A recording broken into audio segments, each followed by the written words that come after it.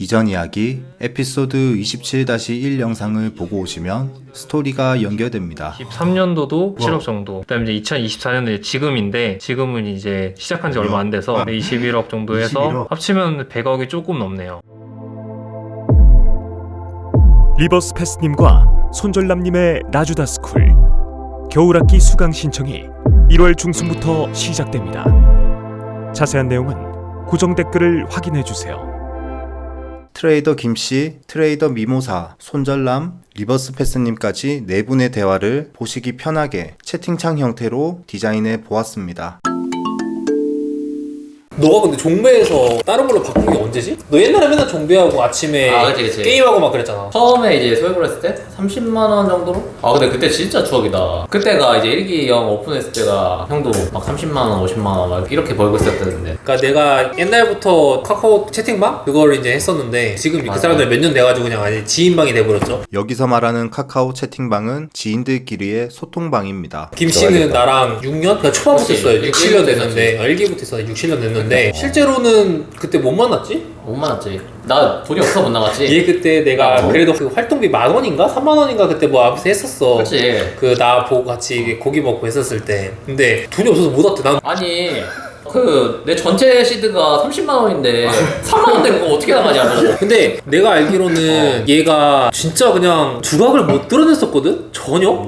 그치. 근데 갑자기 작년인가? 두각 드러내기 시작해가지고 미쳐 날뛰잖아 지금. 형 그때 그 말은 많이 했어요 김신님이? 근데 말도 많이 안 많이 했으니까 안 했을 우리 채팅방에서 비중이 그렇게 많진 않았어. 맞아. 많진 않아. 그러니까 나는 관찰을 많이 했지. 누가 좀 나의 이제 모티브로 삼을 수 있는 검증된 고수인가. 관찰을 많이 했지. 그때 누구 있었지? 그러니까 나는 이제 계좌가 좀 투명하게 오픈한 사람을 봤는데 형 말고는 없었던 것 같은데. 초반에는 진짜 1, 2기 때는 초반에는. 그랬지. 그때가 17년도? 아마 그때였을 거야. 초반에 그러니까 오래 써왔지. 김씨랑 만났을 때가. 애초에 잘했을 때만 까는 거는 나 믿지는 않았고, 주식이라는 게 그 정도 먹으면 그 정도 뱉어낼 수 있는 거라. 맞지. 유일하게 형과 이제 매매지 꾸준히 맨날 올렸잖아. 그때 그랬지. 오늘 수익 얼마, 오늘 손실 얼마. 그때 무슨 열정이었는지 진짜 모르겠네. 매일매일. 지금 우리랑은 못 올려. 그래서 너가 종배하고 아침에 팔고 자고 새벽에 게임하고 약간 지금 얘 루트가 불과 한 2년 전까지만 그랬던 것 같거든? 근데 그게 전략인 게 수익을 그냥 지키는 거지. 수익을 일단 내면은 지켜야 돼, 그걸 다음날 넘어가서. 근데 만약에 내가 매매를 더 하면은 그거를 수익이 까지고 음전까지 가면은 그게 한 3일치 날아간 거거든. 수익 고점에서 내려온 거니까. 맞지. 그러면 시간은 계속 되돌아가고. 그래서 게임이라는 전략을 쓴 거지. 그냥 수익 벌면은 그냥 그 장세가 뭐 어떻든 무조건 끄고 다음날 넘어가고. 옛날에 그런 말 있어요. 프로 트레이더가 당일날 손실을 보면 그날 벌었어야 될 거 1, 그날 메꿔야 될 거 1, 그 다음날 벌어야 될 것까지, 그 다음 메꾸면 그 다음날 거 못 벌잖아. 그러니까 3개. 그러니까 3일치를 날린다고. 하루 손실을 보면. 그 말 옛날에 좀 많이 기억에 남았던 것 같아. 이게 복리로 올라가려면은 소액으로 이게 수익을 못 지키면은 수익을 찍었다가 음전으로 돌리면은 이게 시간적 손해도 되게 크고 멘탈적 손해도 커가지고 꼬일 수밖에 없거든. 그래서 나는 그래서 전략을 많이 못 벌더라도 수익을 오늘 일단 냈어, 오전에. 그러면은 무조건 끄고 다음날 넘어가. 근데 옛날에는 그랬는데 왜 갑자기 매매가 바뀌었어? 그러니까 이제 언제부터? 공부를 하면서도 계속 이제 다른 매매를 연구를 하고 있었지. 연구를 했었다. 계속 그거를 하고 있었고 하나하나씩 뚫으면서 그게 나중에는 공배도 하고 돌파도 하고 뭐 상따도 하고 이렇게 되니까 그것도 이제 다 확률이 높아지니까 다 아우러져가지고 크게 한 번에 쫙 올라온 거지. 그러니까 내가 종배를 성공한다 해서 종배만 한 건 아니고, 왜냐면 장세가 그게 안 통하는 장에 오면은 그게 막혀버리면은 그 막막하거든. 그래서 다른 매매법도 항상 연구를 하고 있었지. 요즘에 연구하는 건 어디서 매매법인 것 같아? 요즘에 연구하는 건 침팬지 매매법이라고. 왜냐면 주식시장에서는 안 먹히는데 코인에서는 좀 먹히는 거야. 아니야, 주식시장은 한번 성공했어, 교보스페. 맞네. 교보스페 시가에 졸라 사가지고 안 팔았잖아. 맞지. 근데 걔는 진짜 할만했어. 그래, 위치가 교보스페 300%까지 갔다 왔기 때문에 할만했어. 교보스페가 5억인가 먹었으니까. 추억이다. 그때 5,000원 벌고 커피 사 먹고 좋아했는데. 나는 기억도 안 나요. 얘 그때 당시 인원이 좀 많았어. 그래서 그때 당시에 다른 닉네임 쓰고 있었으니까 닉네임은 알고 있었지만 저는 그때 관찰하고 있었다니까요. 과연 내가 이 사람을 롤모델로 삼아가지고 모방을 해가지고 시간 낭비를 할 사람이 아닌지 맞는지. 근데 만약에 이 사람이 검증이 안 됐으면 그걸 따라했어요. 근데 이게 잘못된 방향이야. 그러면 저의 시간은 다 날리는 거잖아요. 옛날에 내가 만들었을 때 어떻게 들어왔냐? 그 블로그에 글 써서 들어왔지. 블로그에 글 썼었어? 블로그에 아니 그 댓글 아, 진짜 그거 지금 찾아보면 있긴 하겠다. 있지. 그 내가 닉네임이랑 이름이랑 나이랑 뭐 자기소개? 뭐 이렇게 해가지고 받은 적이 있었거든. 그 카톡방 들어가서 그래도 이득이었나지. 무조건 이득이죠. 아, 성공한 사람들 꽤 있어. 거기서 그건 이득이죠. 같이 내가 맨날 매매하면서 관점 얘기하고 막 그랬으니까 옛날에 몇 년 전부터.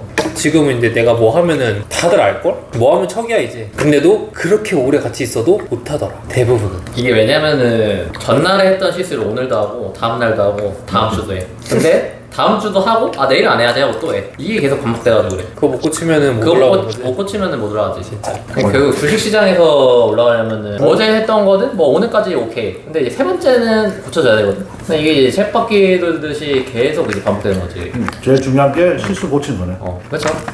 근데 이거를 자기도 알아요. 아는데 알지. 실행 못하는 거예요. 그럼 이게 실수는 해도 돼요, 실수. 근데 작은 실수들을 해야지 큰 실수를 하면은 이거는 계좌에 영향이 가기 때문에 고수들이 보면은 뇌동매매 하고 뭐 다 하는 거 하거든요. 근데 그게 왜 수익이냐면은 그거 실수들을 비중을 적게 해서 해요. 이거 뇌동매매 뇌동매매 해도 그거를 수익이 커버될 만큼만 하는 거지. 일반 사람들이 주식 공부해가지고 그래도 이 정도까지는 다 볼 수 있다 하는 금액이 있나? 이 정도까지. 노력으로, 재능 달고. 5천이다, 2천이다 이런. 나 월 3천. 나 올바른 방향으로 했을 때 월 3천? 월 3천? 딱 그 정도까지는 벌 수 있어요. 저도 월 2, 3천. 그거 진짜 노력으로 실수 다 제끼고 이제 진짜 그냥 수익 나는 패턴만 해가지고. 내 고등학교 친구가 있는데 요즘 주식 좀 알려주고 있거든요. 근데 이제 3개월 차인데 제가 이제 이거 종목 내려가면은 쭉 분할로 사서 팔아. 근데 얘는 시키는 걸 아주 잘해요. 하지 말라는 거 안 하고. 근데 얘가 지금 이번 달에 한 200인가 났거든요. 3개월 차인데. 얼마로? 시드 얼마로? 시드가 지금 1,000만 원인가 2,000만 원인가. 그래서 근데 얘는 시키는 것만 해, 시키는 거. 나도 지키는 거 맡겨. 야, 나도 좀 시켜줘라. 나는 중요한 게 나도. 중요한 게 올바른 방향성이라고 생각을 해. 이 개미특 군대 맞고 나니.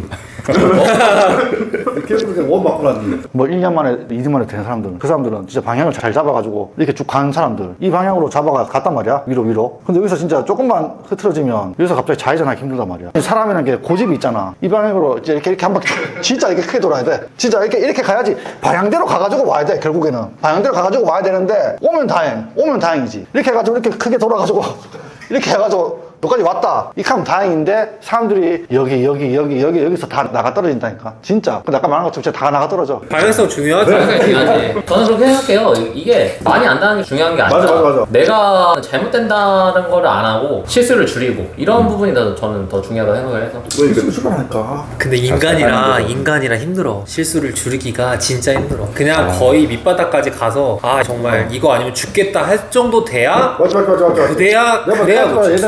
이 개미특 군대 맞고 나니. 그것도 얘기했어? 내가 다 얘기했지 이분이. 근데 옛날에는 막 진짜 주식코드를 찾으러 막 전국으로 돌아다녔다고 하잖아. 지금은 사실 그럴 필요가 없잖아. 근데도 사람들이 좀 너무 뭔가 엄청 특별한 거를 찾는 게 좀 안타깝지. 개미특 군대 맞고 나니. 개미특공대 하나도 안 보여. 진짜 하나도 안 보여. 소신발언 하겠습니다. 개미특공대 진짜 한 편도 안 보. 그 형이 막 옛날에 얘기했다. 그러면 이게 결국에는 고수들은 다 알고 있다는 얘기야. 똑같은 얘기잖아. 다 똑같은 얘기 하잖아. 근데 이게 정답이니까. 이게 정답이니까. 근데 나는 그 사람들 이해가 되는 게 일단 나이가 들수록 급해지고 빨리 올라가야 된다는 그 강박관념이 있기 때문에 이게 악순환이 계속 반복이 돼. 근데 자산이 일단 많으면은 하루를 벌어도 한 달 생활비를 쓸 수 있단 말이야. 안수익으로 한 달 생활 벌 수 있으면은 뭐 애매한 거 나오면은 오늘 건너뛰고 내일 해도 되고 이러면 되는데 소액으로 올라간 사람들은 급하다면 마음이. 오늘 무조건 해야 되고 벌어야 되고 빨리 올라가야 되고 이게 이제 뇌동매매로 이어지면서 악순환이 반복되는 거죠. 맞지. 아까 말했다시피 수익 고점에서 음전으로 돌리면 이거는 시간적으로 거의 1, 2주의 손해거든요. 맞죠. 1, 2주를 그냥 날리는 거라 이게 반복되면은 1년 가고 2년 가고 엄청 빨리 간단 말이에요. 난 진짜 코로나 2020년 이후에 21년도, 22년도, 23, 24 이 4년 겪으면서 그냥 무조건 기회 와. 근데 그거를 미리 계좌가 물려있거나 돈이 없으면 진짜 그거 못 잡는데 계좌가 크려면 딱 그 기회. 나는 애초에 진짜. 매매 디폴트 값이 압축이라 얘는 연구를 진짜 많이 했어가지고 이게 사람들이 어떤 거는 가고 어떤 거는 안 가고 이게 퐁당퐁당한 이유가 압축을 안 해서 그래.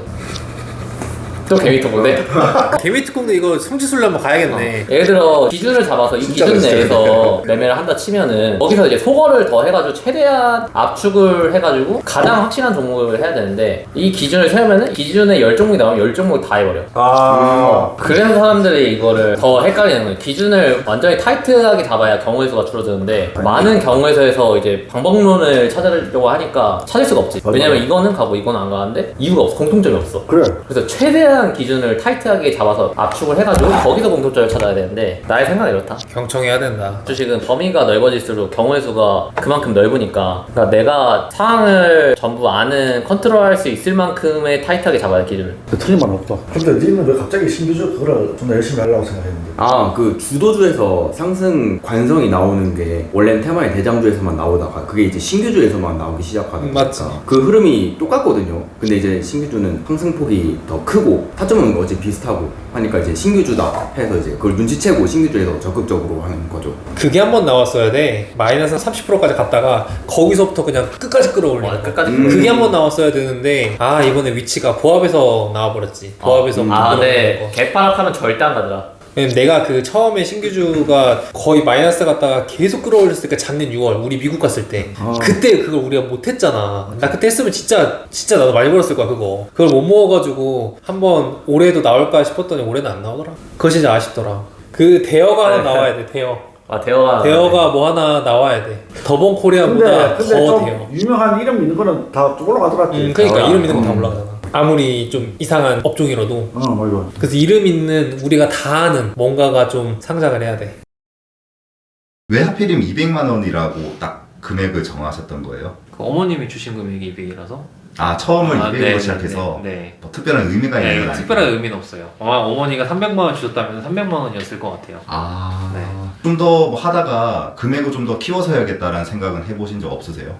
그런 생각은 안 했던 것 같아요. 그때 당시 저한테는 200만 원도 되게 큰 돈이었던 것 같아요. 제가 대학교 때 용돈이 20만 원이 안 됐었기 때문에 200만 원이면 저한테는 거의 1년치 예산이잖아요. 그래서 굉장히 크게 느꼈던 것 같아요. 정말 다행이죠. 제가 처음에 큰 금액으로 했다면 아마 못 일어나지 않았을까. 그렇겠죠. 그러니까 여러 가지의 운이 좀 많이 저에게 왔었던 것 같아요. 그런 것들이. 주식 시작하시고 가장 힘드셨을 때는 언제신가요? 힘들었을 때가 몇 번 있었어요. 몇 번 있었는데 가장 힘들었을 때를 따지자 보면은 잠시만요. 그게 날짜가 2020년도 4월에 한진칼이라는 종목이었어요. 당시에 제가 한 40개 정도 있었을 때 자산이 40억 정도요? 네, 40개 정도 40억 정도 있었을 때 한진칼이 이제 경영권 분쟁 얘기가 나오면서 신고가를 11만 원이었나? 그 근처까지 갔었어요. 네. 근데 이제 저는 거기서 좀 더 간다고 생각을 해서 당시에 좀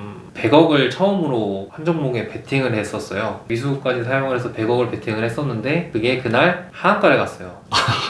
그날 알고 그러니까 물론 있습니다. 이제 적당히 손절도 치고 다시 사고 이렇게 물을 어느 정도 타면서 이렇게 일방적으로 쭉 빠지진 않았으니까 물을 타면서 빠져나오긴 했지만 그래도 그때 당시에 결국에는 최종적으로 한 10억 정도를 날렸었거든요. 야, 자산이 40억이었는데 네, 10억이 한 방에 날아간 10억을 거예요. 날렸던 거죠. 그래서 그때 장 중에 정말 매매를 멈추고 핸드폰을 끄고 혼자 잠수를 탄 적이 있어요. 그래서 그 다음날 이제 매매를 안 했죠. 왜냐면 난 이미 손절을 했으니까. 근데 한진칼이 반등이 나오더라고요. 네. 결국에는 제 평단 위상까지.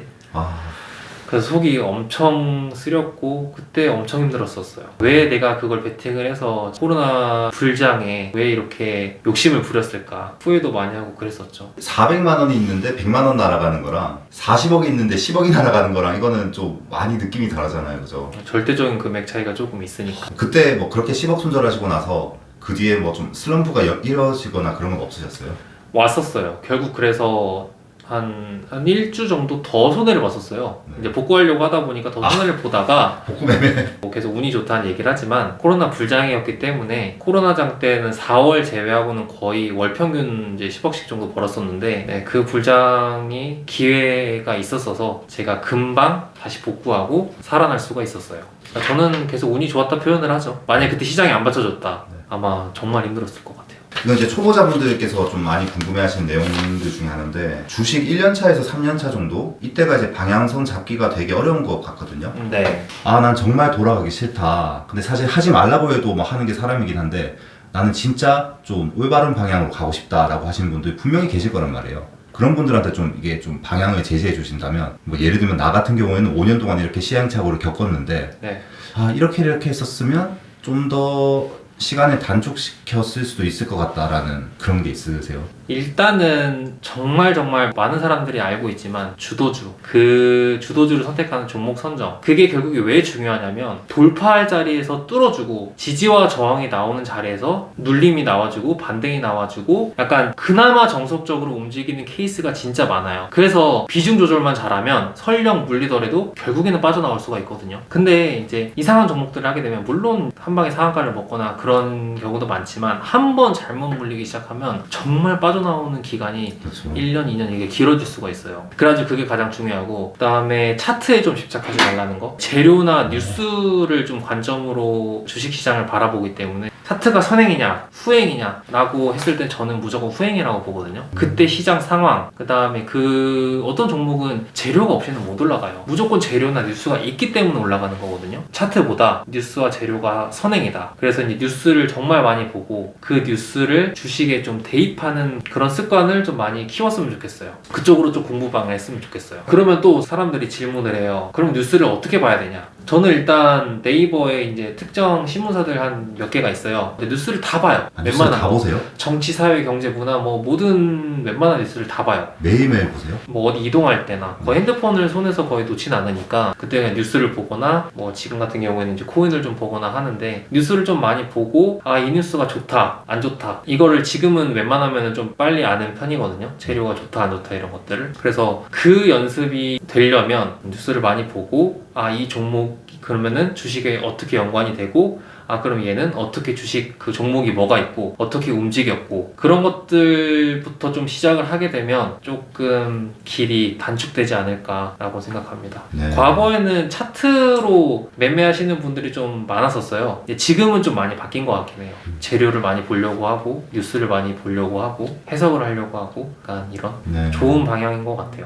주도주에서 매매하려고 노력하고 뉴스나 재료를 이제 많이 보고 공부하라. 경험하는 거. 계좌가 점점점 불어나기 시작하면서 심리는 좀 어떤 식으로 변화가 있었나요? 예를 들어서 네. 베팅 금액이 올라갈 때 종목에서 금액을 못 받쳐주는 거 말고 심리의 벽 같은 거 느껴보신 적 있으신가요? 내가 한 30억 정도 베팅하니까 뭐 손발이 떨려서 도저히 베팅을 못하겠다. 아. 이런 금액적인. 보통 그렇게 이제 크게 베팅할 때가 한 1년에 한두 번 정도 있어요. 그게 이제 보면은 작년에 2차 전지가 고점을 찍고 폭락을 했을 때, 그때 당시에 베팅이 한 1차 VI가 하락 VI 걸리고 2차 VI 하락 VI 걸렸을 때 400개 정도 됐을 거예요. 근데 그때 그 VI가 걸린 상태에서 이제 400개를 이미 샀었거든요. 400억. 그래서 그 VI 때 그 2분 네. 그 기다림은, 와, 그 두근거림은 정말 좀 거기가 저는 아직은 한계인 것 같아요. 아 400억이요? 그때 그 베팅이 한계인 것 같아요. 거기 그때는 정말 솔직히 정말 잘못된 매매예요. 근데 이제 그게 급반등이 나왔잖아요. 그래서 이제 한 방에 이제 2,30억이 쫙 올라오고 막 이랬었는데, 만약에 한 번 더 빠졌다 그러면 야 400억 베팅이면 10% 하락이면 40억이 날아가는 거네요, 그죠? 네, 뭐 한편에. 다행스럽게도 그런 일이 일어나진 않았지만, 만약에 이제 거기서 한 번 더 빠졌다면 저는 정말 엄청난 손실을 감당해야 되는데, 뭐 이미 많이 번 상황에서 굳이 그렇게까지 인생을 걸 필요 없었는데 제가 좀 결국에는 수익으로 나왔어요. 당연히 수익으로 나왔지만 잘한 매매라고 생각은 안 합니다. 계좌가 불어나면서 뭐 특별하게 비중 들이기 너무 힘들어 이랬던 적은 없으셨던 거네요? 아니요, 과거에 있었어요. 한 억 단위 넘어가면서는 없었고, 그 2천만 원, 그러니까 그 200에서 이제 금액이 좀 불어나면서 2천만 원, 그 2천만 원의 벽에서 되게 몇 번 무너졌었어요. 과거 일지를 보면 2천만에서 2,500만 원 갔다가 다시 또 맞아가지고 막 1,000만 원대로 매매를 하다가 또 2천만 원대 가다가 또 1,000만 원대로 하다가, 네. 그때 그 기간이 몇 번 있었고, 그 다음에 이제 좀 위에 올라가서 또 뭐 한두 번 있었고, 뭐 그런 식으로. 근데 이제 코로나 때 기회의 장 때 저는 그때 좀 빠르게 성장을 했죠. 그때는 진짜 제가 베팅하는 대로 다 받아줬었기 때문에 그때 좀 많이 벽을 빠르게 깼던 것 같아요. 비중 늘리기를 힘들어하시는 분들이 생각보다 많이 계세요. 방금 뭐 2천의 벽을 느끼셨다고 하셨는데 1,000만 원 정도까지 베팅은 계속 꾸준한 수익이 나는데 뭐 2천, 3천, 4천 하게 되면 그냥 바로 꼬꾸라지는 분들 어떤 식으로 좀 이거를 좀 헤쳐나가야 될까요? 일단은 금액을 좀 쌓고 그 몇 번은 도전을 해야 돼요. 도전하다가 당연히 무너지는 과정이 있거든요. 근데 네. 그 무너지는 과정을 거치다 보면 그 한 번 뚫리는 그게 있어요. 결국에는 장이 결국엔 받쳐줘서 뚫리겠죠? 아니면 운이 좀 좋았거나 그 뚫리는 과정이 와야 돼요. 있어야 되는 거예요. 와야 돼요. 어쩔 수가 없어요. 그거 없이는 절대 뚫을 수가 없어요. 그 시행착오를 겪어야 된다는 거죠. 네. 경험을 해야 된다는 거죠. 네, 어지간한 시장이 받쳐주지 않는 한 좀 어렵죠. 그래서 일반적인 장에서는 사실 굳이 그렇게 벽을 깨려고 노력을 안 해도 돼요. 왜냐면 기회는 오거든요. 반드시 1년에 몇 번의 기회도 오고 10년에 몇 번 기회도 오고 반드시 오니까 그때 좀 벽을 돌파를 하려고 해야지. 특히 지금 시장에서 그 벽을 깬다? 거의 뭐 말도 안 되는 소리. 말도 안 되는 소리. 네, 말도 안 되는 소리예요. 아까 전에 말씀하셨던 것처럼 지금은 잘 지켜야 된다. 네, 지금 무조건 지키는 자세. 방어력을 높여야 된다. 그러다 보면은 무조건 기회 옵니다. 이걸 그럼 좀 다르게 얘기를 해보면 우리가 주식을 하면 처음에는 많이 벌어야 된다는 생각밖에 하지 못하거든요. 특히 초보 때는 이번에 뭐 50% 벌어야지, 이번 달에 300 벌 거야, 뭐 이런 금액이나 퍼센테이지에 좀 그 목표를 정해 놓으시는 분들이 많이 계시거든요. 참는 시간 그리고 그 돈을 잘 지키는 것도 주식 투자의 일부라고 볼 수 있나요? 현금도 하나의 종목이죠. 현금도 하나의 현금도 하나의 종목이죠. 종목이라고 생각합니다.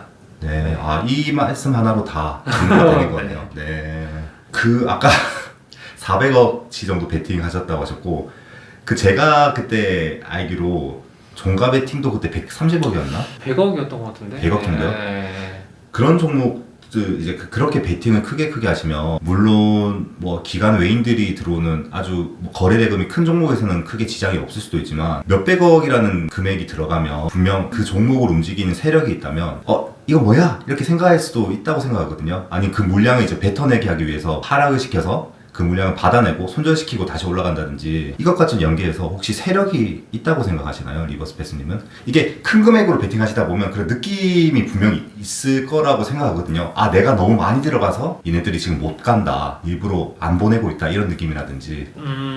저도 터무니없는 종목에서 그렇게 당연히 많이 사진 않고요. 네. 그때 당시 SK케미칼도 당연히 코로나 때 시장이었는데 거래대금도 뭐 거의 1조 가까이 터졌던 걸로 기억을 하고, 그다음에 그날의 시장이 초주도주였고 신고가였고, 그랬기 때문에 저도 그렇게 베팅을 했었던 거고, 그때도 좀 쫄리긴 했었죠. 세력은 웬만한 종목에는 거의 다 들어가 있다고 생각을 합니다. 주식에 보면은 종목의 특성이 있거든요. 그 롤링이 달라요. 네. 그 예를 들어 뭐 지금 같은 경우에 뭐 SOS래 뭐 이런 것도 분명히 돌파를 하면 내리고 저는 이제 매매를 한두 번 하다가 안 해버리거든요. 그런 종목은 저는 이제 뭐 먹기가 어려우니까 그냥 보내줘요. 그런 식으로 롤링하는 놈도 있고, 한 방에 그냥 주주쭉 올라가서 잠가버리는 그런 모습도 있고, 돌파의 경우는 어느 정도 뉴스나 뭐 그런 거를 활용한 개인들의 개입이 좀 많다고 생각을 하고, 네. 그냥 세력들이 상한가 잠그는 거 혹은 하한가 잠그는 거, 그리고 그 다음에 횡보하는 거, 그 다음날 아침에 갭, 그런 거에 있어서는 세력이 어느 정도 개입을 많이 한다고 한다. 생각합니다. 개인들이 하기에는 조금 어려운 영역이 아닌가 싶어서 세력이 저는 존재한다고 생각합니다. 주식시장이 거의 7월달부터 반년 정도 계속 코스닥이 꼬꾸라져서 내려오고 있는데 왜 이렇게 계속 떨어지는 걸까요? 일단은 정책적으로 금투세 유예라든가 폐지라든가 그게 좀 늦게 결정된 영향이 이제 초반에는 있었고, 그 다음에는 이제 미국 대선이 진행이 되면서 뭐 트럼프 정책 리스크, 불확실성, 뭐 환율, 금리 격차, 뭐 이런 것들 이제 시장에서 보고 있는 관점과 크게 다르진 않아요. 여러 가지가 복합적으로 있는데, 저는 이제 가장 큰 문제는 매수 주체가 없는 것 같아요. 외국인도 던지고 기관도 뭐 매수할 생각이 없고, 개인들은 이제 미국장과 코인장으로 떠나버리니까 매수 주체가 없어요. 그쵸. 그래서 주식이 좀만 올라가도 그냥 바로 던져버리거나 이런 케이스가 되게 많고,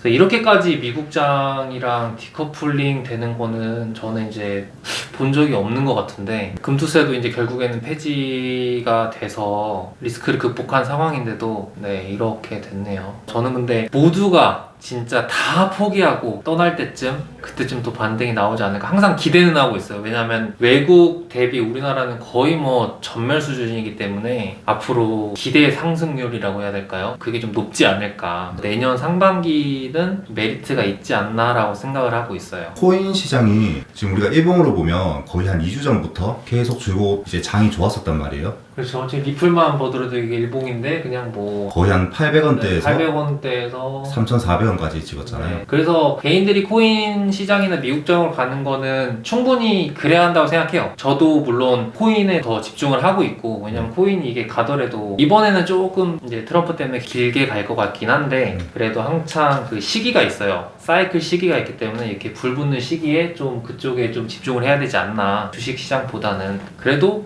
주식은 포기할 수는 없죠. 12년 동안 이렇게 뭐 비슷한 어려운 장이 계속 있었을 텐데 그럴 때마다 어떻게 좀 헤쳐나가셨죠? 저는 보통 그냥 견뎌요. 그냥 맞으면서도 계속 하는 스타일이긴 해요. 좋은 스타일은 아니라고 저도 개인적으로 생각하는데 손실을 좀 보더라도 시장을 좀 뭔가 계속 경험하려고 하고 그렇게 해가지고 좀 몇 번 힘들기도 했었는데 진짜 운이 좋게도 시장이 몇 번 살려줬죠. 나주다 카페에 보면 최근에 이제 뭐 떠납니다. 아니면 지금 고수분들이 느끼시기에는 이 시장이 어려운 시장인 거 맞냐 이런 글들이 엄청 많이 올라왔거든요. 초보자분들 어느 정도 지금 경험이 좀 부족하신 분들은 지금 이 시장이 어려운 건지 쉬운 건지도 사실 잘 분간하기 어렵고 내가 잘못된 건지 내 매매가 잘못됐나 이런 생각도 많이 하시거든요. 초보자분들은 어떻게 하면 좋을까요? 이런 힘드신 시장에는? 저도 제가 지켜야 되는 거지만 금액을 확실히 줄여서는 해야 되는 거 같아요. 비중을 줄여라. 피할 때는 확실히 피해야 되는 것 같아요. 결국에 제가 이제 12년 매매를 했고 주변 지인들도 이제 트레이딩으로 버신 분들이 좀 많이 있는데 쭉 보면은 결국에는 기회를 잡냐 못 잡느냐 차이인 것 같아요. 기회를 잡냐 못 잡느냐. 버티고 버티다가 기회를 잡은 사람들은 다 자산이 점프가 되고 거기서 만약에 계속 막 매매를 하다가 좀 지고 그런 사람들은 좀 사라지거나 주변 지인들의 자산이 점프가 되는 계기를 보면 보통 거의 다 기회의 장이에요. 장이 좋을 때. 네, 장이 좋을 때. 장이 이렇게 안 좋을 때는 어차피 벌어봤자 한계가 있어요. 네, 어차피 벌어봤자 한계가 있기 때문에 기회, 특히 뭐 코로나, 그 전에는 금융위기, 모기지 사태, 뭐 이런 것들. 그 기회를 잡은 사람만이 결국에는 100억대, 500억대, 네 자리 약간 이렇게 올라가는 것 같아요. 그렇게 아주 큰 이슈가 아니라도 사실 코스닥 지수가 조금만 우상향만 해줘도 매매하기가 훨씬 수월하잖아요. 그죠? 그렇죠. 지금 이렇게 음봉을 내리꽂는 상황에서는 솔직히 매매하기가 어렵죠. 그럼에도 불구하고 11월 달은 알테오젠이나 뭐 펩트론 이런 종목들이 좀 나와주면서 고려아연도 그렇고요. 트레이딩은 괜찮은데 들고 가는 사람들, 좀 물론 저도 좀 들고 있지만 들고 가는 사람들은 좀 힘들었죠.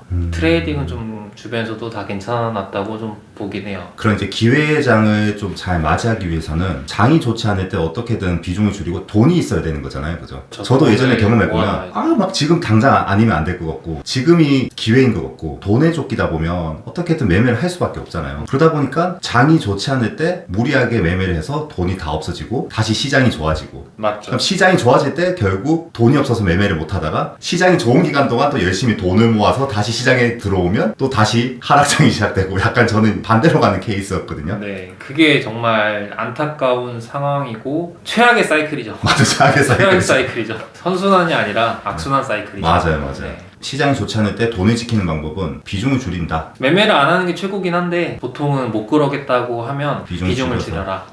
네, 그게 최선인 것 같아요. 이걸 제가 이제 리버스 패스님한테 여쭤본 이유는 저런 고수들은 100억대 트레이더는 어떤 특별한 방법이 있을까? 지수가 뭐 하락하니까 하락에 베팅을 해서 큰 돈을 버나 뭐 이렇게 환상을 가지신 분들이 많이 계실 수도 있을 것 같아서 여쭤본 거거든요. 뭐 선물 숏이나 이런 걸 안 하진 않는데 보통은 거의 다 콜로 잡긴 하죠. 특별한 뭔가 그렇다기보다는 이제 남들보다 경험이 많고 잘 피해간다. 잘 피해가고 피해간다는 방어력이 좀 좋은 것 같아요. 공격력도 나중에는 다 좋아지지만 방어력을 좀 키우는 게 되게 중요한 것 같아요. 리버스 패스님의 주식 트레이딩 관점에 대한 영상은 고정 댓글에 링크로 들어가시면 여러 영상들을 보실 수 있습니다. 수익 많이 내고 처음으로 가장 큰 지출이나 아니면 기억에 남는 지출이 있으세요? 기억에 남는 지출은 이거예요, 이거. 물론 이제 그 전에 뭐 차도 있고 하긴 하지만 그냥 가장 기억에 남는 지출은 LCT 월세? 네. 그게 가장 기억에 남는 것 같아요. 실례지만 월세가 얼마 정도 나가는 거예요? 대략 그냥 관리비까지 한 1,000? 그 서울에도 사무실이 있으신 거죠? 네, 서울에도 집이 따로 있고 여기도 있는데 보통 지금은 부산에서 좀 오래 있죠. 서울에도 그러면 이제 매매를 하실 수 있는 공간을 갖춰두신 거예요? 네, 서울에도 좀 만들어 놓고 그 다음에 이제 대구에도 그 지인들 사무실에 조그맣게 사무실 있고 있어요. 지역마다 조금씩 네, 여행 갈 때 좀 비유가 좀 맞을지 모르겠는데 우리가 이거 주식을 사고 파는 것도 하나의 좀 기술이라고 만약에 본다고 하면 요리를 배우거나 아니면 뭐 용접을 배운다거나 뭐 3개월이나 6개월 정도 하다 보면 금방 조금의 성과라고 보이잖아요. 근데 주식은 짧은 기간에 쉽게 성과가 나오지 않는 것 같은데 그 이유가 뭘까요? 원래 정답이 없는 문제이기도 하고 시장은 이렇게 사이클이 있거든요. 사이클이 있는데 그 사이클을 경험하기 위한 절대적인 시간이 필요한 것 같아요. 아, 절대적인 시간. 네. 그리고 시장마다 특색이 있는데 그 변화를 좀 빨리 쫓아가지 않으면 좀 어려운 것 같아요. 그러니까 다른 스킬이나 뭐 기술 이런 것들은 딱 정답이 있고 어느 정도 숙련이 되면 되는데 이거는 숙련이 됐다 싶으면 변화해버리고 네네네. 숙련이 됐다 싶으면 변화해버리고 안 맞아버리고 이러니까 계속 그거의 시장에 따라 나도 변해 가야 되는데 그 변화를 못 따라가면 조금 어려운 것 같아요. 네. 어떤 장에는 뭐 돌파가 잘 먹히는 상따가 잘 먹힌 장이 그렇죠. 계속 이제 변화한다고 하시잖아요. 네네네. 근데 이게 진짜 이제 문제가 뭐냐면 저 같은 일반인들은 며칠을 맞아보면서 계좌가 좀 깎이고 나면 그때 뒤늦게서야 좀 시장이 좀 변했나? 이렇게 늦게 눈치를 챈단 말이에요. 네. 계좌가 박살난다는 게 문제인데 네. 좀 계좌가 박살나기 전에 조금 이거를 일찍 알아차릴 수 있는 어떤 팁 같은 게 있을까요? 잘하시는 분들은 좀 시장 변화를 빨리빨리 감지하는 어떤 팁? 뭐 다른 또 잘하시는 분들은 어떤지 모르겠는데 저 같은 경우에는 저도 좀 맞으면서 배우는 스타일이긴 해요. 그래서 저도 빨리빨리 캐치가 안 되고 일단 몇 번 매매를 해보고 좀 뭔가 이상하다, 뭔가 이 매매가 원래 잘 됐었는데 왜 안 되지? 약간 이런 식으로 생각을 좀 많이 해보면서 그러면은 점점 그 매매에 대한 비중을 줄여요. 그러면서 이제 방어력을 키우는 거죠. 그러다가 또 이제 다른 매매를 해볼까 하고 다른 매매가 잘 된다, 그럼 이제 그게 맞는 시장인 거죠. 그래가지고 뭔가 그렇게 변화를 좀 빨리 캐치하고 미리 알 수 있는 경우는 글쎄요, 좀 맞지 않으면 알 수 없는 것 같아요. 어떤 날은 또 VI가 들어가면 다 갭이 뜨는 날이 있고 네네네. 또 어떤 날은 VI가 가자마자 다 개파락하는 날이 있거든요. 저는 한 2번 정도 맞으면 그날 2번 정도 매매가 갑자기 꼬인다 그러면은 지켜보고 생각해보고 비중을 좀 줄여요. 비중을 줄인다? 네, 거의 그렇게 하는 것 같아요. 다른 분들은 어떻게 하는지 모르겠네요. 계속 이제 경험 얘기를 하게 되는데 저가 아는 지인들에 비해서는 좀 많은 편은 아니라서 네, 다 막 15년, 20년 뭐 IMF를 겪으신 분도 있고 그런 금융위기를 분도 겪으신 분도 있고 하니까 네. 그분들이랑 비교하면 아직은 뭐 댓글에 있는 내용 한번 제가 좀 적어와 봤는데요. 네. 주식시장에서 수익 낼 수 있는 돈은 한정되어 있는데 저 고수들이 다 벌어가서 우리는 돈을 많이 벌지 못한다. 쟤네들이 돈을 벌어가서 우리는 손실을 본다. 네. 뭐 이런 댓글을 본 적이 있는데 네. 이런 댓글에 대해서 어떻게 생각하시나요? 네? 크게 베팅하시는 분들한테 제가 항상 여쭤보는 건데 댓글에 그런 댓글 많이 달렸어요. 저렇게 크게 하는 사람들은 네. 자기가 위로 호가를 먹어버리니까 예를 들면 뭐 10,000원에 10만 주가 있는 거 저런 사람들은 뭐 6만 주, 7만 주, 8만 주를 그렇죠. 한 번에 먹어버리니까 네. 후속 매수세가 따라오잖아요. 네. 큰 물량이 들어오고 나면 그래서 저 사람들이 물량을 먹고 나면 뒤에 사람들이 많이 따라오니까 그 뒤에 주가가 빨리빨리 올라가면 저 사람들이 빨리 탈출할 수 있다. 빨리 네. 수익을 내고 나온다. 네.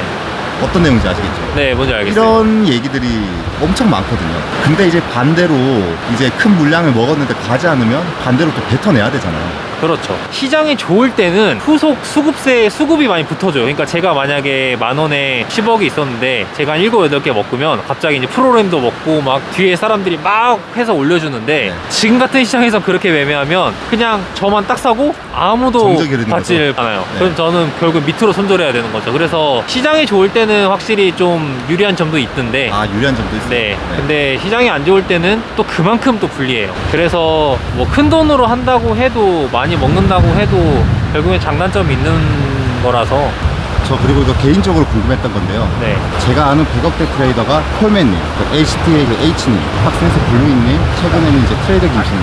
네. 제가 아는 분들은 이렇게 계시는데 네. 전부 다 이제 리버스페이스님이랑 친하시잖아요. 네. 그쵸. 제일 처음 만나면 어떻게 시작했죠? 예전에는 이제 키움증권이 대회를 1년에 한 번씩 했잖아요. 네. 그러면 이제 한 번씩 했으면은 이제 1등 했다. 그러면 이제 좀 임팩트가 확실히 있거든요. 지금보다는. 네네. 임팩트가 있기 때문에 그러면 쟤 누구 아는 사람 없냐. 그러면서 이제 수소문하다 보면은 누군가 연결이 되어 있어요. 그러면 쟤 착하냐, 어떠냐 이러면서 이제 하다가 한번 만나보고 싶다. 사람들이 다 궁금해 하거든요. 네. 그래서 이제 초대를 해서 만나거나 이렇게 몇 명이서 만나요. 그래서 만약 괜찮다, 결이 왔다. 그러면 이제 같이 이제 모임에 이제 그때부터 들어오게 되는 거고, 지금은 있는 사람들은 다 이렇게 성향이 좀 잘 맞는 사람들인데 만약에 성향이 좀 다른 사람들이 온다, 잘 친해지기가 어렵죠. 저 이거 들었는 소문인데요. 여기 계신 이제 LCT에 계신 그 H님 있잖아요. 네. 그분이랑 코맨님이 예전에 그 키움증권 네. 1년에 2번 대회할 때 네. 항상 수익금 상위 리그에 계셨다는데.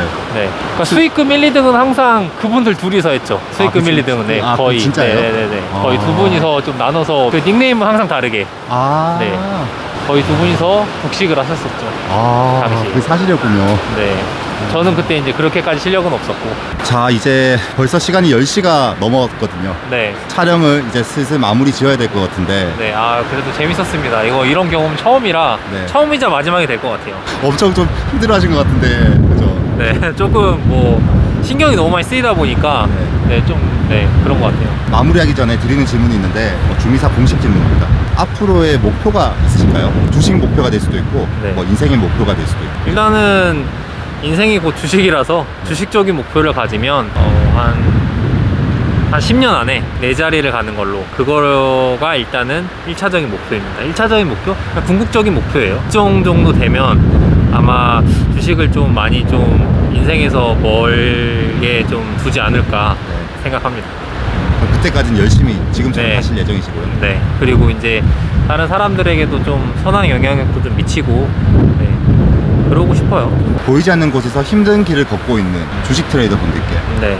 그리고 앞으로 이 길을 걷게 될 예비 주식 트레이더 분들께 한 말씀 부탁드리겠습니다. 우리나라에서 부를 쌓을 수 있는 기회는 주식, 부동산, 그리고 이제 코인까지 시기의 문제지 언젠가는 해야 됩니다. 그 시기는 빠르면 빠를수록 좋다고 생각을 하고, 빠를수록 그 기회는 더 많이 오니까 막연히 두려워하지 말고 무서워하지 말고 소액으로라도 빨리 경험을 했으면 좋겠어요. 제가 정말 후회하지 않는 건 그때는 힘들었지만 20대 때 빨리 좀 시작한 걸 다행이라고 생각을 하거든요. 이제는 100세 시대이기 때문에 사실 40대 50대도 아직 늦지 않았으니까 지금이라도 조금 소액 투자라도 천천히 시도해 보면서, 특히 코인을 좀 무서워하시는 분들이 많아요. 특히 주식하시는 분들 중에. 근데 원리는 똑같습니다. 주식과 코인은 원리가 똑같고, 대신 코인이 주식보다 좀 더 상승폭이 크거나 이 차이일 뿐이지 비슷하기 때문에 크게 이제 두려워하지 마시고 좀 뛰어 들어봤으면 좋겠어요. 포기하지 말고 버티다 보면 기회는 반드시 옵니다.